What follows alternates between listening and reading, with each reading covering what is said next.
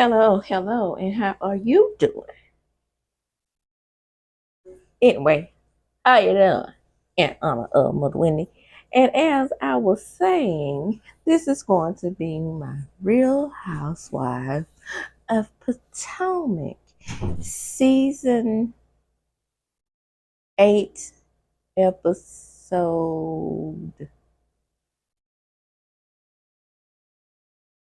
6. I don't have no idea. I'm not really keeping up with it like that because I don't care. This show is getting on my nerves, and all of the players are on my list. Okay. Well, the episode opens up with, I believe, anyway, Juanita was begging for a job, saying, Coach Penn got to help me. Now, I do know, according to Really B, shout out to Really B TV, according to her, who lives in that area, look like people should use my expertise on the bill collector. How you doing? But so I'm gonna use the expertise of the people that live in the Maryland area. So let's go with what Willie B says. According to Willie B and other research that I have done on Juanita, he went to the University of Maryland. Okay, one of the top players there, and then he led them to a national championship. I don't think they've done it since. So Juanita was a good player. He played with the Washington Wizards, and my understanding from season 1 is that Rhop was the one who screwed off all their monies. So I'm just gonna say all that to say the man is qualified. Okay, I'm pretty sure that even if he was a dumb ditty, that like Martell over there on Love and Marriage Huntsville, that's me rubbing my hands together putting German on. I'm a kind of germaphobe, if you will. But anyway, um, like Bob the Builders with the builder's license, we found out that Mel took all his tests and got him through college. I'm pretty sure it was a diva out there that was doing the same thing for Juanita. Probably Robin. Said all that to say, man, you qualify, you can get a job, you can become a social worker. Yeah, because all you need to do is have a bachelor's degree and get your license, because that's what I did. And you can become a caseworker. You can become a coach on the high school level. I mean, it's many things you could do as an educated person, especially in bigger cities. Okay, guys, because I know if I can do them here in these small towns that I live in Mississippi, Maryland has a job for you. Stop trying to, at this point, shoot for the goal. Your old lady isn't on TV and she's trying to get this spa going. You still don't mind living off her, I'm sure, because hey, you've done it all these years and she's been making more money than you, and she's has some kind of sick obligation to you because she screwed off all your money. But you were indeed still cheating on her then. Now, I did even more research, tidbits. Your girl is on top of things. And I found out that Juanita had a lady in wherever, because I don't remember the place where he was playing overseas in Europe. I'm going to say in Europe. He had a whole old lady over there that he was pretty serious about when he went to play overseas. So what he said when this show first started was that he had some kind of sick obligation to Rhop. They have a codependency on each other. It is what it is. I mean, she can deny it all she wants to. I can see it through the TV because I ain't no dummy. Plus, I do have a psychology degree. Moving right along. So, Mia Gordon and Rhop and Juanita, they go to a double date where they're making pasta for Julie. I don't know how to make pasta. I don't think by hand, but I'm sure I could. It didn't look that hard, but you have to have the eggs and as a matter of fact, if you look on the back of your pasta dishes, or the noodles, they tell you how to make it. So it didn't look that hard. But I mean, I don't have the patience for the time to do all that. But it looks fun. And so they're making their pasta fazool, and Gordon is trying to be politically correct, but not Mia. Come on, Bigfoot. Sasquatch, if you will. Sasquatch says, so, Juan, how did that thing go about the credit card again in the hotel and the receipts? Well, one says, well, all I did was be the good guy that I am, because I am a good guy. And I just took the credit card up there too, laid it down, and I went to the hotel. Oh, so you do know they could do that over the phone now, don't you? And Robles is sitting there looking like, you will not mess this up. Because you doggone well, we rehearsed this. And this is what you're supposed to say on camera. But then in confessional, Mia says, yeah, they did rehearse. Of course they did. But you guys look like you had fun. And I love to see those moments when the girls get together and they go to cooking classes as a couple. But you know, Gordon, you got the X. You got that Family Feud X on you now, because Mia had her legs wrapped around her whole nother man, honey. Allegedly. Moving right along. So, in the next scene that I can recall, because I'm going off the dome here, you have Giselle and Grace. And Giselle and Grace, they go to a self-defense class. And even Nick has emotions about her daughter going to college. Now, when I went to Jackson State, this is a true story, versus my sister who went to EC. EC is a community college here, but she had full scholarship. I'm down there on Pell Grant. But anyway, that's neither here nor there. The point is, she was closer than I was. She was like maybe like 50 minutes away. And I was back then, Jackson was exactly 2 hours from here before they turned into a 4 lane. It reduced our drive like 15 minutes. So back then it was exactly 2 hours and some change. And and I was down there, and my mama was just holding on me so tight, hugging me so tight. I was like, okay. Because I had already been with them like a whole entire week, because I was real sick before I went to school. So when I got down there, I was just like, I was over being at home. My roommate and stuff had already prepped me on what was going on, and of course I was at a black college, so baby, I was ready to stomp the yard. Okay, so she was so disappointed that I didn't cry, because my sister had a fit every time. My sister, even when she got married, left my mom, she would have a fit. So my mom called my sister and told her, "Do you know that heifer didn't even cry?" No, ma'am, I sure didn't. I was grown. I was ready to do my thing, honey, my thug thizzle. Okay. So I said all that to say, it's emotions involved when your kid goes to college. And I do appreciate Nick for teaching her self-defense classes, because I went to Jackson State in the 90s, baby. And if you think that Jackson was hopping, popping, and we didn't have the kind of protection that they have around their campus now, baby. Oh my goodness. And then sometimes I have to park off campus when I work. So yeah, you have to be hyper aware of what's going on. Now I almost did get jacked one time, but I was like, shoot, I wasn't stopping. I ran over that fool foot. I don't know what happened to him, if he was broke, limp, had 5 knuckles cracked. I don't give a fuck. I wasn't gonna sit there and let him jump in my car and steal my shit. So I just drove off. Oh, baby, let me tell you. Sometimes those senses kicked in and you just knew. Okay. I also took self-defense classes when I was there. So, it is what it is. I learned some of those same techniques that Grace did. And Grace is a beautiful young lady. She looks just like her mother, actually. And but I don't think she's too bright. Not the way she was flunking that doggone test. But Watch What Happens Live. So I'm going to sprinkle in little things that I've learned about the episode throughout this conversation.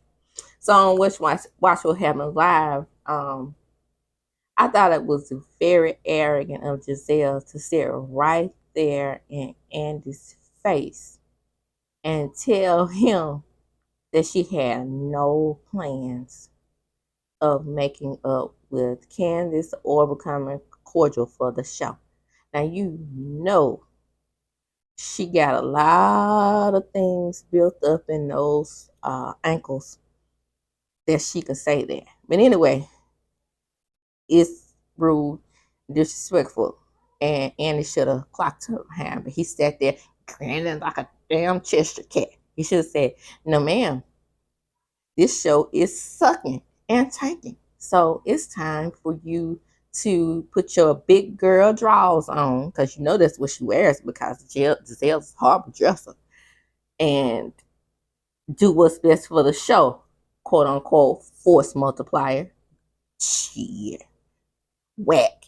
Boring. Can't dance. Ain't got no rhythm. Stupid. Dumb. Let me stop right there because, hey, she's pretty, honey. So that's all she needs to. She goes and calls that little young Tender she got her boy toy or whatever while that girl is at their practice. Foolishness. Moving right along. I don't like that lady. Just like she don't like Whitney, I don't like her. Move right along. So we get with Whitney and bombastic fire. Whitney's mama. I love Whitney's mama. Okay, she don't love herself like that because she's clearly allegedly bleaching, in my opinion. Colonization has taken over Nigeria. And then I did some more research. Bing, bing, bing. And it is indeed true. I said, this can't be true. This can't be true. But every time I have ever been hacked on my credit card or somebody trying to date me from overseas, they have been from Nigeria. Okay, so the first time I got hacked through Facebook, they said they were calling people through my phone from Lagos, Nigeria. I was like, come on, this can't be true, right? So, of course, being the book nerd that I am, I looked it up, and Nigeria is indeed, and this ain't no stereotype, this is statistics here, scam capital of the world. How they got that way, I don't know. But like I said, colonization has creeped into the roots of their society, and it has taken a hold on them, in my opinion. Now, that's part is my opinion. But the whole being that they are the scam capital of the world. Look it up if you don't trust my word on that. But anyway, bombastic fire, and when they have a conversation, and she's like, Mom, what is this mess going on that a call was made to LeBay, and LeBay made a call to Big Headed Necka, and what's really going on? And she said, I made a call. I did do it. I made a call to LeBay. Leb. I made a call to her. My call was never to Necka. I do not know this woman. Correct. Okay? Stop it. Get off Twitter, everybody who thinks you are in the Scooby-Doo cartoon, and figure something out. It's nothing to figure out. She called Lebe over the friendship between Lebe and Ivy. That's what I took from this conversation. Rehearsed or not, that's probably what happened. Nobody had NECA in mind. She had them in mind, however, because she was ready to get on the show. That's how I see things shaking out, in my opinion. And that's probably what happened. Because usually my gut is never wrong. But anyway, she was like, well, I called her and I said, it is easy to make an enemy, but it is even harder to make a friend. Correct. Because you never know when your friends are trying to be snakes, right? So once you find out that they are snakes, it is easy to turn them into an enemy. Okay, because a snake is always an enemy.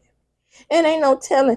We got text messages where that bad was begging to get her some good old plastic surgery. Okay. So then when it said, so mom, you're telling me that this is all to do about nothing. This is what happened. You called her about Ivy. Yeah, because my mama used to butt in my business like that too. Let one of my friends hurt my feelings and had me crying. And over some mess that they started. Because I'm a loyal friend, because that's what Scorpios do. But once we pull that finger out, you don't want it. You don't want it with us. Okay. So, but my mom was Leo and very, very protective of her cubs. So I could see her calling Lil Baby like, you back up. You are infiltrating my family.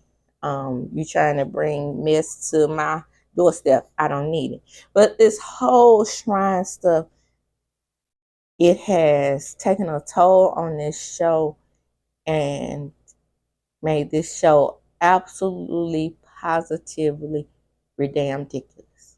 So when they say, Mom, I was worried about you, when you had your surgery. Oh no, baby, there was no need to worry about me. The surgery was election. I can't make this stuff up. Oh my goodness. She said the surgery was elective. It was something that I wanted to do. But the concern came in because it was indeed something she wanted to do. However, the surgery has some complications, and you definitely can have complications behind elective surgery. Miss Kanye West's mama, Donda, she lost her life because of complications. So we always have to take complications seriously. So let's right in here talk about the Essence article right quick before we go on into the rest of the episode. Because it didn't give what it needed to have given. So I'm just gonna talk about that in here.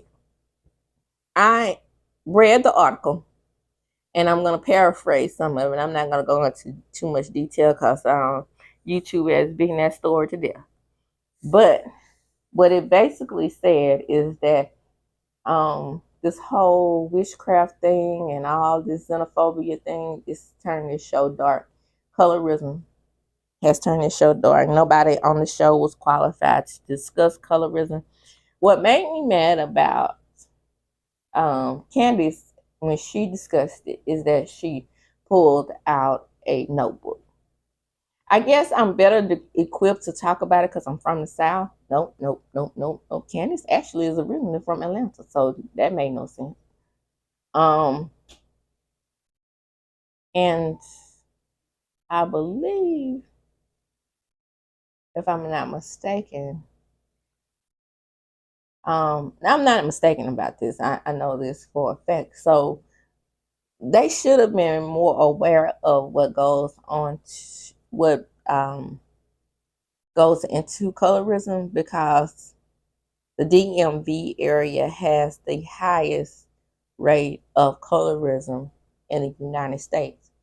And, of course, New Orleans, because New Orleans has a Spanish mixture, French mixture, everything that came to the United States and brought colorism and racism with it, okay, from Europe. And same thing in Maryland, in the DMV area. So, we have Virginia, we have DC, and we have Maryland. So those three areas, it was high concentration of African Americans, African slave Americans, especially in the Virginia area. Okay. And so, of course, it was a lot of tape, put an R in front of it, of black women producing children of mixed race. So when these children came out to be of mixed race and they felt and they were able to get more benefits by being of mixed heritage, they played on that. And if I'm not mistaken, the The AKA organization that Giselle is a part of was founded in the DC area. I'm just gonna leave that right there. I'm gonna leave that part right there, because that's a lot of the word where Giselle got her attitude from. Okay, I'm gonna leave that right there. But as far as being qualified to talk about it, they should have been more informed and well educated on that. I can't give it to Ashley, because she's always been a dumb in the area, pretending like she didn't know what was going on, pretending like she didn't know what colorism was. So we're gonna leave her out of it.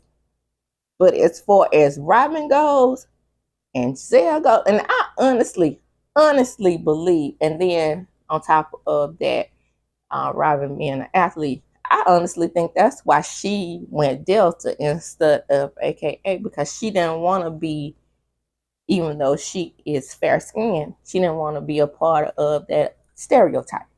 That's why I think she was kind of like bucking against what stereotype was. That's, in my opinion, that's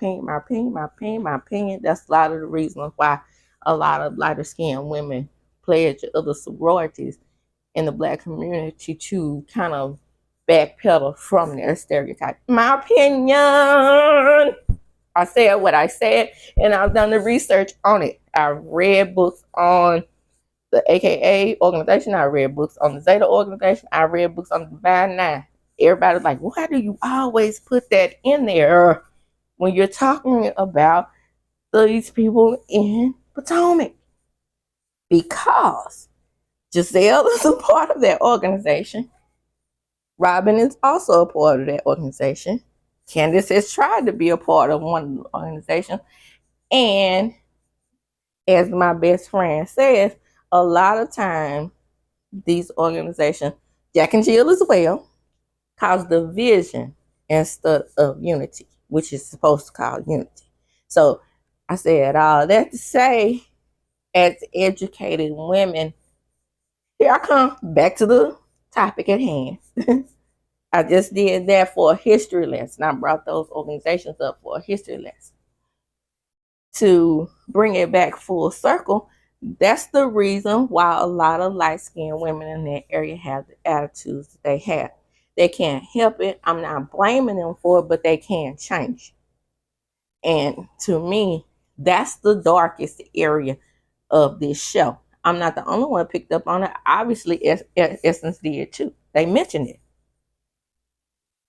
So, in my opinion, in the season 7 reunion, they should have been better equipped to discuss it.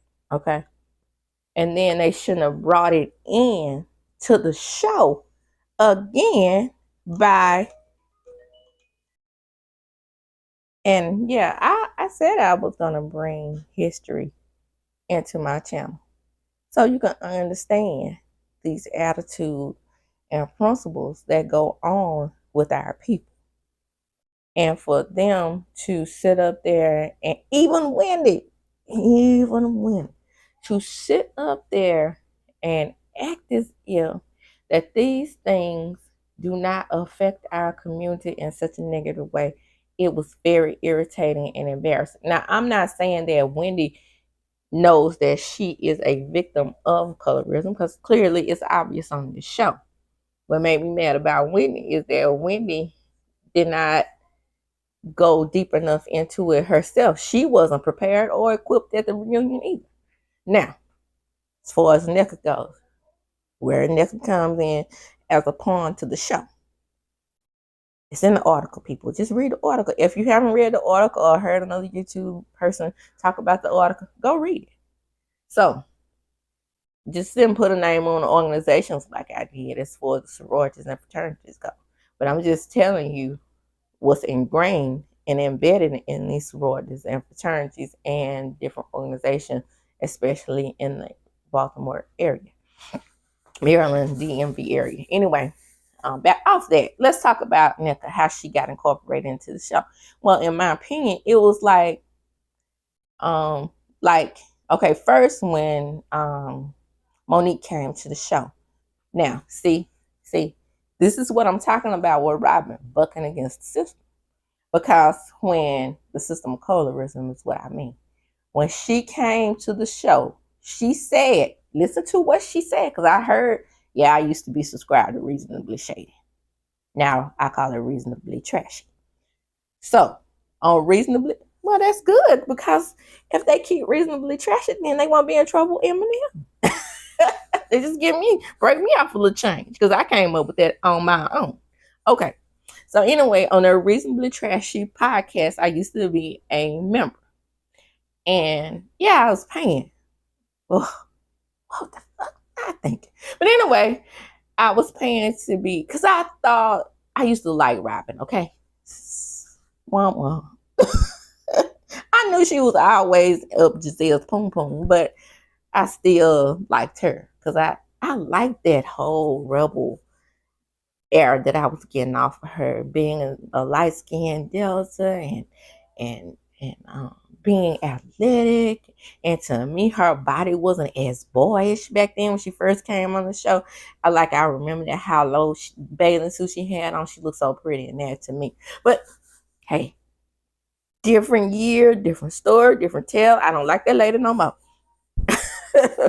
So anyway, as I was saying, I used to be a member of the website or the podcast, and they used to talk about Monique on the podcast.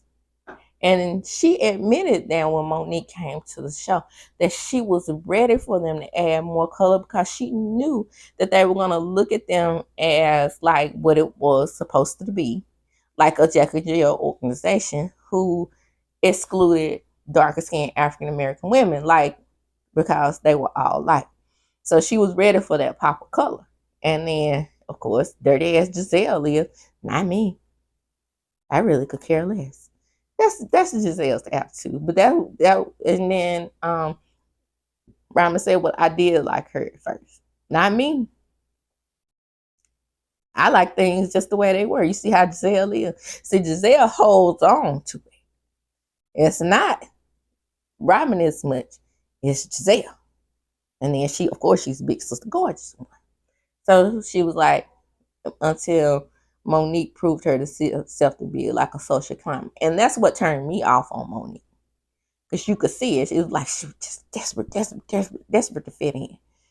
Okay. So we get our pop of color with Monique. They run off the show. So now all we have is the pop of color is Candace and Wendy. So a NECA was brought in my opinion, to say, see, we like dark people. We like a NECA.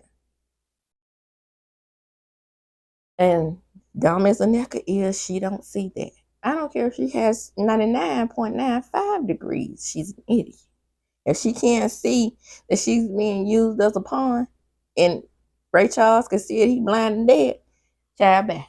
Okay, so I said all that to say the Essence article was correct. Check it out if you haven't. Deep, real good article. And broke that doggone show down to the white meat, baby.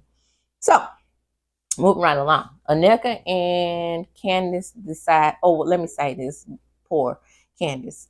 Candace was riding down the road, minding her own business, talking to Mama Dorothy, and then she lets Mama Dorothy know that her mammogram was abnormal. I think she's going to be fine. The way she described it, the lumps were more like cysts. I've had that. I haven't had cysts, because the reason why Black women have a higher rate of breast cancer is because not only running through our family, but because our breasts are more dense than white men. I don't know why that is.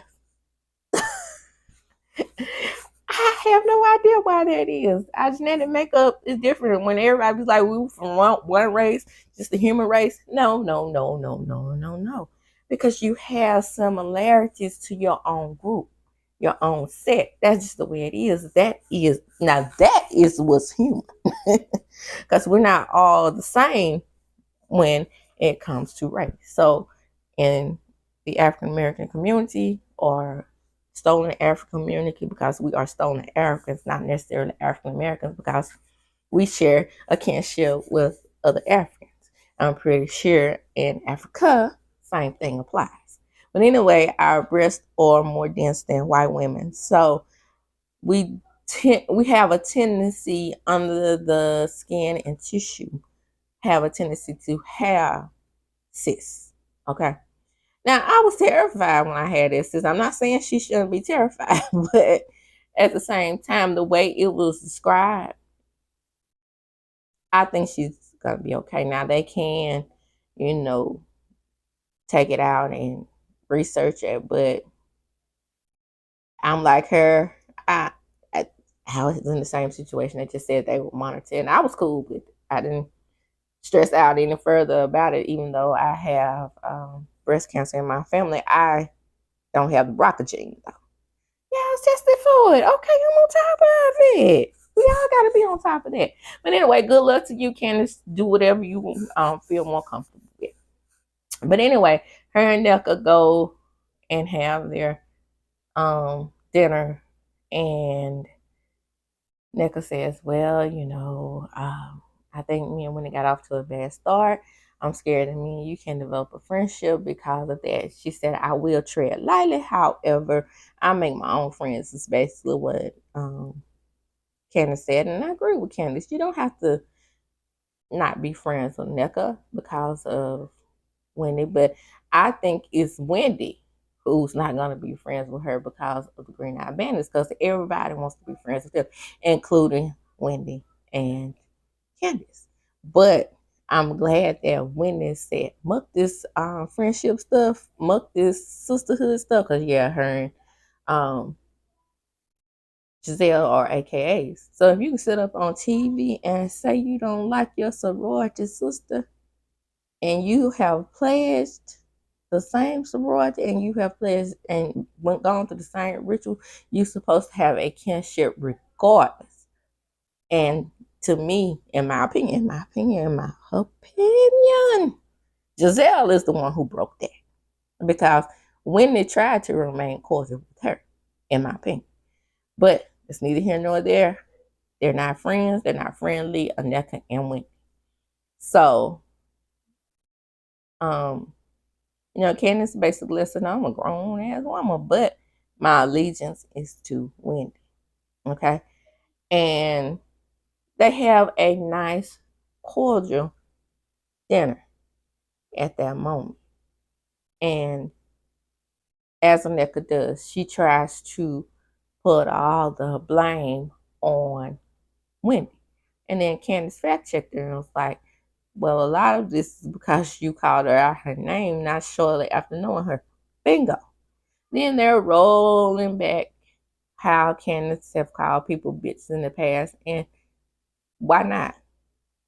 Ever since that young lady has been on the show, she's had to prove herself.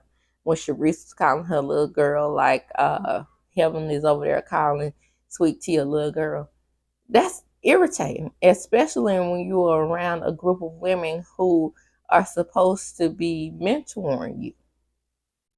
So Candace let them know from the box that she wasn't going to take their mess. And that's basically what she was letting Nika know. She was like, look, I've had to come to this group and defend myself, and you came in easy breezy.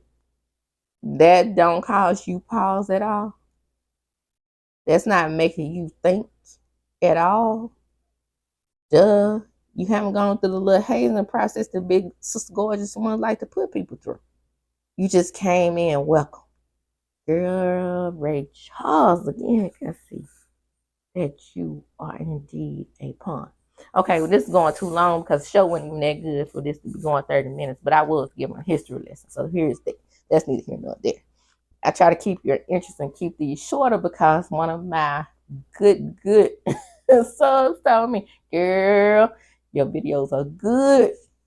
However, when you're talking about an hour show and you go 30 minutes, you lose the audience, especially being that you have a small following. Girl, I took that advice, but when I get to talking about history and the history as a mocha skinned black woman in this country, I just can't help it. I can't help myself. I always said that if I was going to talk about something, I was going to give you the real and raw about our history. But anyway, Karen's event comes up, and it's about women who suffer from rape.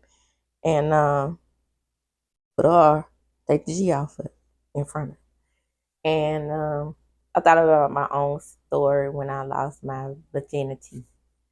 It wasn't easy. I don't think that a lot of times we don't think that it was aggressive, but when you look back on it, you realize if that was something that you really didn't want, then that's exactly what it was. It was a little bit of essay. I call it a little bit of essay because back then, as women, we felt like if we put ourselves in that situation, then it wasn't great. Okay. So we've been educated now to know that that's exactly what it was. Even if we were in situations where we assumed to have placed ourselves in, right? It was way more aggressive than it should have been. And being that we were both young, I don't even think he understood the aggression involved in taking someone's virginity. um, quite traumatic for me. But um, each of them told their story. Giselle was lackluster and very calm, but I can only say that it's very rare that you haven't experienced some type of aggressive behavior. It wasn't always cake and diamonds. Every time you had a sexual encounter with a man, they only just now started to learn that, no means no.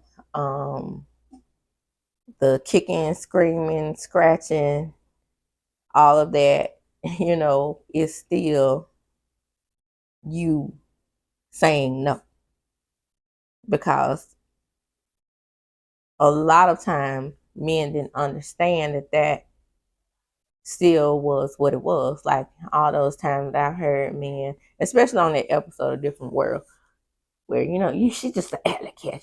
She likes to scratch and claw, and that also educated me. And of course, that episode on Young and the Restless educated me on, yeah, when we don't want it and they continue, then that is SA, regardless.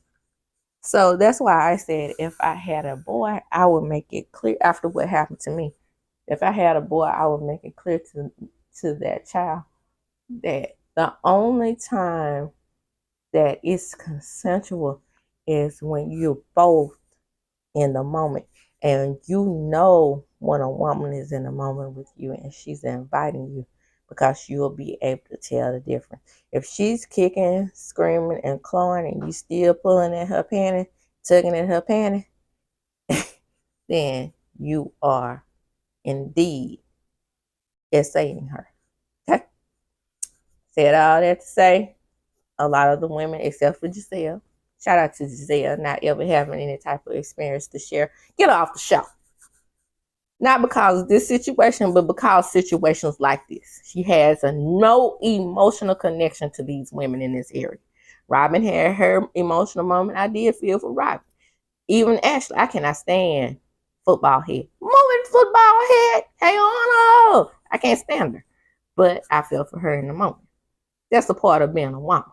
Okay? And, of course, Candace, who I felt for the most. She didn't even pull out her triangle. See, she's a big girl. Leave her alone. And Mia.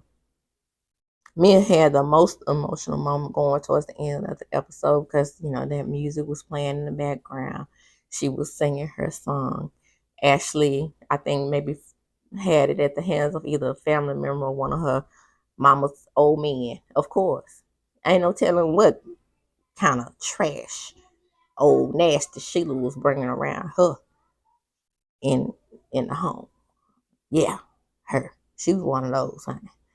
And in my opinion, and Mia had her experience where her and Jackie was together, and Jackie left her with her boyfriend. And I know that Jackie, if that man, and I know if Jackie had that experience if Mia had that experience with her boyfriend, Jackie had those same experiences with that dude because that dude was that kind of dude. when those kind of dudes want to exert power over you in a sexual manner, same kind of dude with her and Mia. So what Mia should have done, instead of taking out all her issues and blaming Jackie, she should have had a nice conversation with her. And I can assure you, they could have compared notes. And that, my friends, is the end of that episode. Very touching going towards the end. Otherwise, it wasn't that good. But I could still give the episode out of 4 stars. I could still give it a out of 5 stars. I'm sorry. I could still give it a 2.5. I mean, it wasn't horrible like the previous episode. And of course, anything with SL awareness, I got to give you a thumbs up. But let me get out of here. 40 minutes, really? This is Country Conversations with Diva G. Again, come back, like my videos, share my video. And with that, I'm gonna have to check out the deuces. Shit, I supposed to be doing marriage men. Toss them up. Deuces. Like, comment, and subscribe.